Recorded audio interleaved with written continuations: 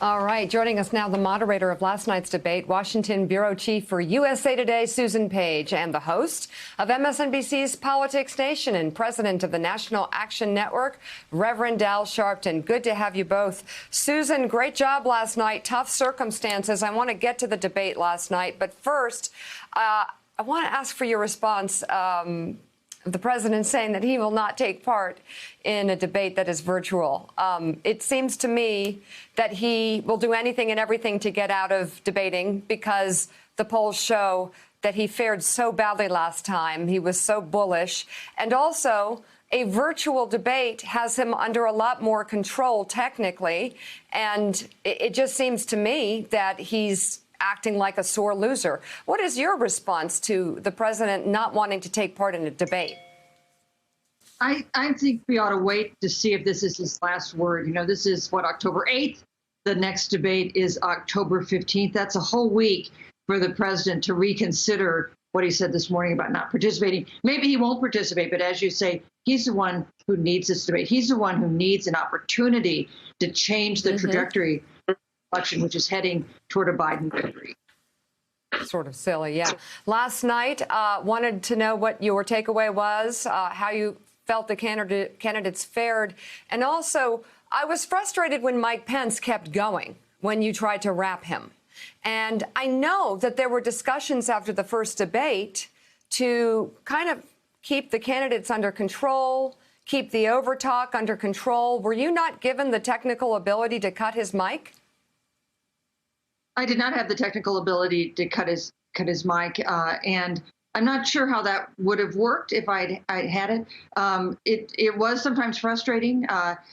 Two things were frustrating. One is to try to control the time so that each candidate got about equal amounts of time. That worked out pretty well in the wash. They had almost exactly the same amount of time to talk. The other thing that was frustrating to me was to pose a narrow question. I tried to ask narrow questions to make them harder to avoid. And both candidates, especially Vice President Pence, ignore the question and answer the question they wish I'd ask. I saw that. It was fairly unbelievable, especially on Vice President Mike Pence's part, when some questions were as basic as they get and as easy as they get. Let's turn to Reverend Al Sharpton. Reverend Al, how do you think the candidates did last night, specifically Kamala Harris? Well, I thought that the clear winner was Kamala Harris. I think that certainly Vice President Pence is a calmer, more civil candidate than his running mate, Mr. Trump. But to mislead and lie more calmly still doesn't mean you're telling the truth. Clearly, Kamala Harris answered the questions. I think she had done her homework, and I think for her being on that stage at that level for the first time, she acquitted herself well. I took a lot of personal pride as someone that at 18 years old worked on Shirley Chisholm's campaign for president to see Kamala Harris there as a vice presidential candidate. It showed how much progress this country made, and I think it also says to us we need to continue making progress of an inclusive and open society striving for equal rights for everyone, which Kamala Harris stressed, not going backwards, which Donald Trump and Pence represents. I think also, Mika, for Donald Trump to say he won't waste his time in a virtual debate, he wastes our time when he goes into a debate screaming and being rude and interrupting. So he shouldn't waste our time without having a very clear and well laid out debate that has the rails that he can't run over. Otherwise, it becomes a waste of our time.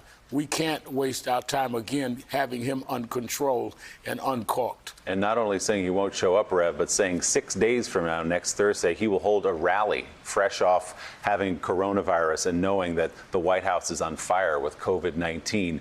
I want to ask you, now that we're under 4 weeks until Election Day, Rev, where you think the Biden campaign is right now. We've laid out all the polls. He's doing very well according to the polling in the states that he needs to win. Most people think Kamala Harris did a good enough job last night to move forward. In the world of Donald Trump, the news cycle has already refreshed. Now we're talking about something else already than the vice presidential debate. Where do you think the campaign is, and where do you see pitfalls for a Biden campaign that's feeling pretty good right now? I think the campaign feels good, but they should not take anything for granted. I think that turnout is important. We're seeing in early voting states huge turnouts, record-breaking turnouts. They have to keep that going because I think a lot of that turnout is for them.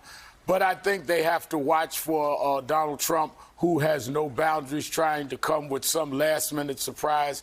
And I think they have to worry about voter count and voter suppression. The Republicans have certainly changed a lot of voting sites, purged a lot of voters around the country. They've got to drive past that. I do not think it's over until it's over. That's why I came out with the book, Rise Up. People need to rise up in great numbers and come out, because this is not about an election. It's also about a direction that this country will take, and we need to really deal with what direction we're going with, and all of us need to have all hands on deck. This pandemic woke us up to what we are not protecting ourselves from.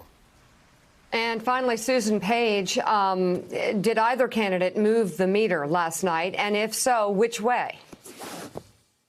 I don't think so. I think that it was in some ways, a do no harm debate for both the candidates. They introduced themselves, that was especially important for Senator Harris.